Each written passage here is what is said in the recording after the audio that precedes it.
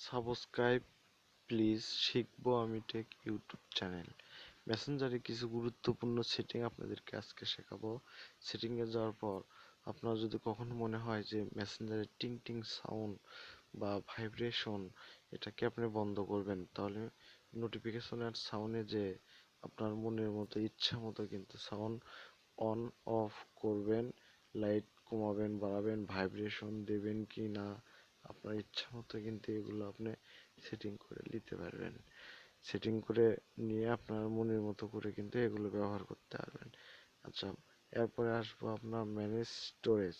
আচ্ছা, ম্যানেজ স্টোরেজটা কি?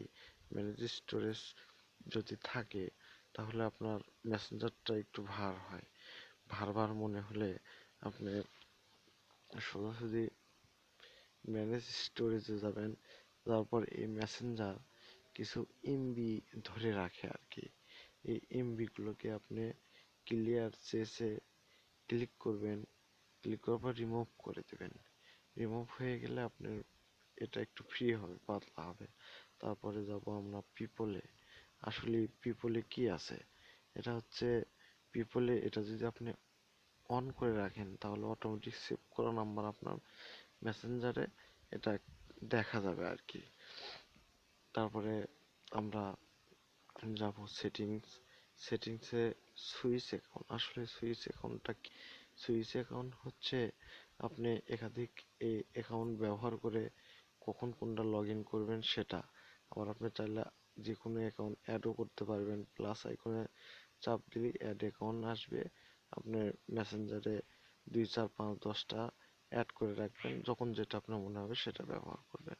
এরপরে অ্যাকাউন্ট সেটিং। আসলে অ্যাকাউন্ট সেটিংটা কি? অ্যাকাউন্ট সেটিং হচ্ছে